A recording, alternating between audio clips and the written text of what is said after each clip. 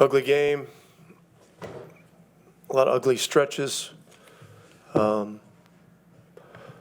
Pretty clear that, I didn't have these guys ready to play.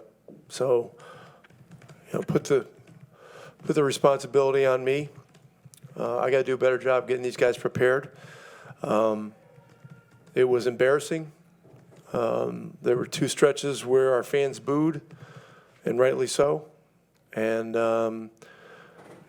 it was, I was ashamed to hear that, but they were right. Second unit guys showed really what this game is about. It's just unbridled competitive spirit and being physical and playing to exhaustion and playing unselfish. So we got some adjusting to do before the game on Sunday, and that'll start. I think a lot of guys are thinking about what happened right now and tonight, and we'll get together tomorrow and look at some of this stuff and do what we need to do better. Rick, it felt like throughout the game, a lot of defensive lapses, Heat players wide open in various places. What to you was leading to or causing a lot of those? Poor effort. I mean, we showed 5 transition clips at halftime where we just simply were not playing hard enough. And look, Miami is a polished veteran team that's desperate right now.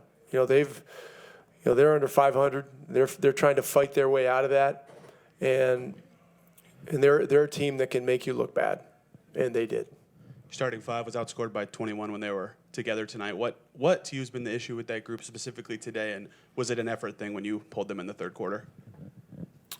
Well, pretty clearly, yes. I mean, we needed to get some guys that were going to fight out there, and so there was really no choice. And so look, it's one game. It's an ugly game. It's an ugly result. It's an ugly thing to look at. But it was beautiful when the second unit was throwing everything they had into it. And so, as a whole group, we're going to have to do that a lot more on Sunday.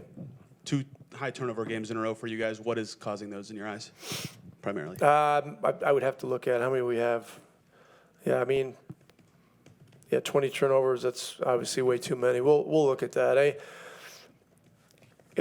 If you're taking the ball out of the net and trying to go score on Miami's half-court set defense or their or their zone defense, I mean, you're already up against it. They just they protect the paint and they're physical and they're combative, and so the whole game has got to be played at a level where there's just not the kind of slippage that we saw tonight.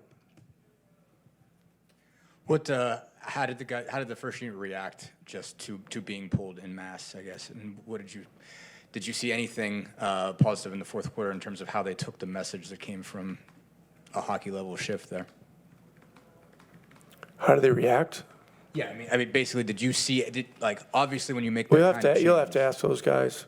I mean, I can't read minds. I mean, if I was one of the starters and part of that, I mean, I'd be embarrassed.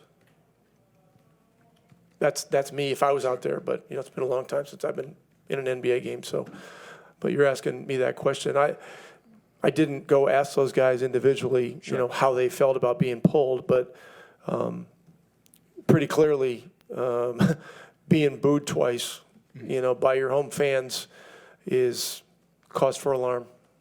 I guess to delve in a little bit, you mentioned the second unit and the fire with which they played. I mean, what impressed you about some of those guys individually? Obviously, Obi had 21. Just what stood out to you about? Obviously, the effort was very much there. What else did you like about what you saw from those guys? Yeah, it's just the level of fight, competitiveness, spirit, togetherness.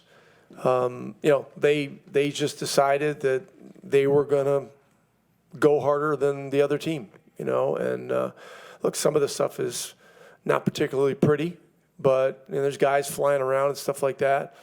But, our fans respond to hard play, and they respond really, really well to hard, unselfish play. And we need more of that on Sunday, from start to finish.